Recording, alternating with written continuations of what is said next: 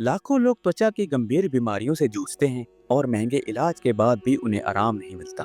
लेकिन क्या आप मानेंगे कि भगवान कृष्ण की नगरी मथुरा में एक ऐसा गुप्त मंदिर है जहां आज भी चमत्कार होते हैं।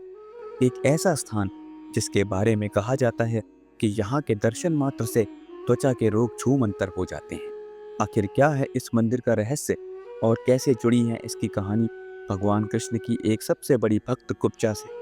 चलिए आज हम इस रहस्य से पर्दा उठाते हैं। मथुरा की परिक्रमा सड़क पर चलते हुए जब आप ब्रज क्षेत्र की गलियों में खो जाते हैं तो एक छोटा सा मंदिर दिखता है, कुब्जा मंदिर। बाहर से साधारण लेकिन भीतर जो भक्ति है वह असाधारण।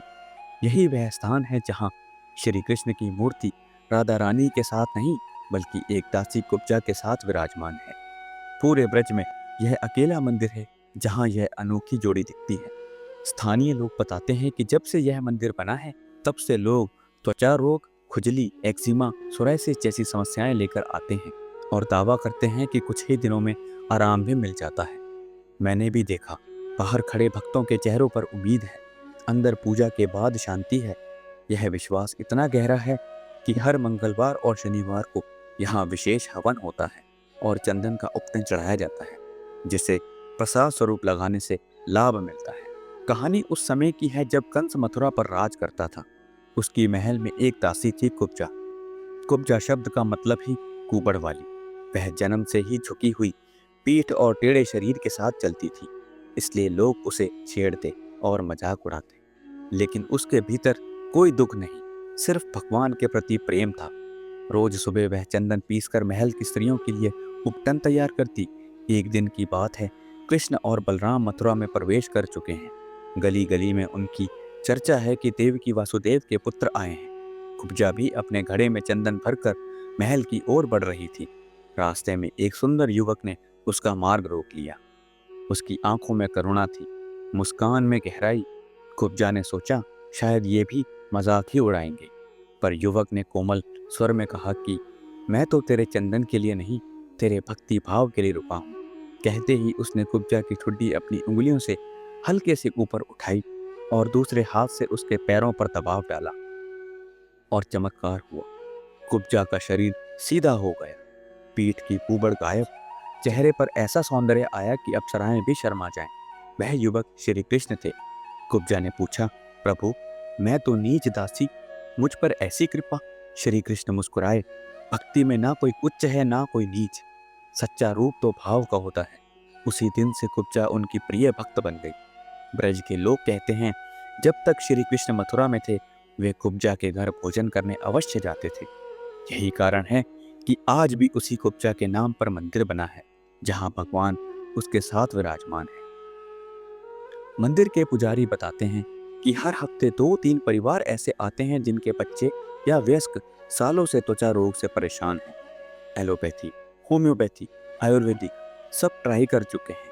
यहाँ जब वे आते हैं तो कुब्जा कृष्ण की मूर्ति पर चंदन लगाते हैं और वही चंदन अपने प्रभावित हिस्सों पर भी लगाते हैं। पुजारी जी का दावा है कि 3 मंगलवार लगातार ऐसा करने से खुजली में 70% आराम देखा गया है। मैंने बाहर खड़ी एक महिला से बात की। उनके बेटे के हाथ पैर पर सफेद दाग थे। वो बताती हैं कि डॉक्टर ने विटिलिगो बताया, क्रीम इंजेक्शन सब चल रहे थे। पड़ोसी ने कहा मथुरा के कुब्जा मंदिर चलो। पहले तो यकीन नहीं हुआ, फिर सोचा भगवान का घर है, जाएं, क्या जाता है। यहाँ आकर पिछले 2 महीने से हर शनिवार दर्शन कर रहे हैं। दाग हल्के हो गए हैं, खुजली बिल्कुल बंद।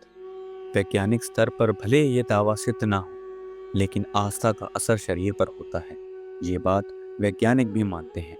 मंदिर की मिट्टी और चंदन में एंटीबैक्टीरियल गुण हो सकते हैं जो संक्रमण घटाते हैं, लेकिन स्थानीय लोगों की जुबान पर तो एक ही बात है, कृष्ण की कृपा। अगर आपको अभी तक की कहानी सुनने में आनंद आ रहा है तो कृपया वीडियो को लाइक जरूर करें।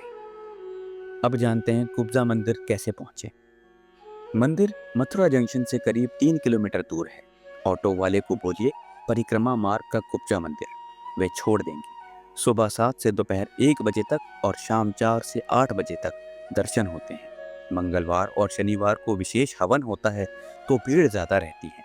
अगर संभव हो तो सुबह के पहले घंटे में चले जाएं, शांति मिलेगी। मंदिर में मोबाइल और फोटो लेने की अनुमति है, लेकिन फ्लैश को बंद रखें। चंदन लेने के लिए बाहर 10-20 रुपए का काउंटर है, लेकिन कोई ज़बरदस्ती नहीं। प्रसाद सिर्फ चंदन होता है, कोई मिठाई नहीं मिलती।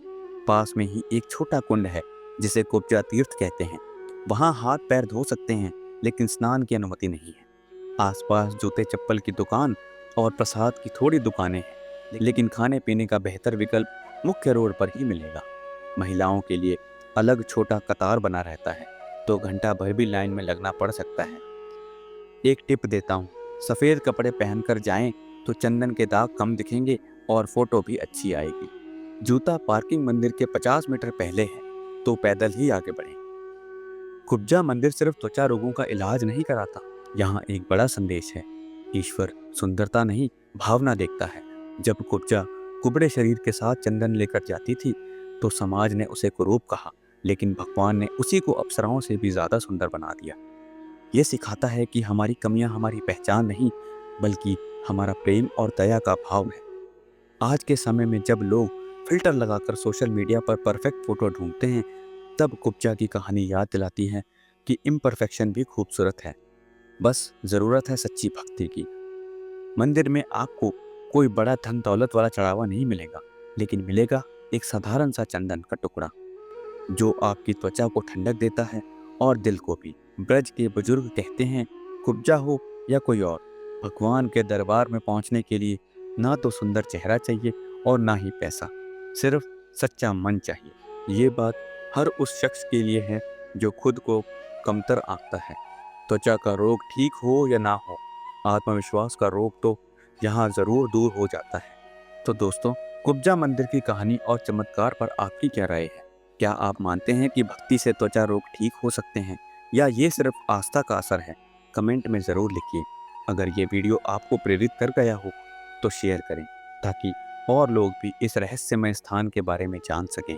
चैनल को सब्सक्राइब करें ताकि मथुरा और ब्रज की ऐसी ही अनसुनी कहानियाँ आप तक लाता रहूं। अगली बार फिर मिलेंगे किसी नए चमत्कारी स्थान पर। तब तक के लिए जय श्री कृष्ण।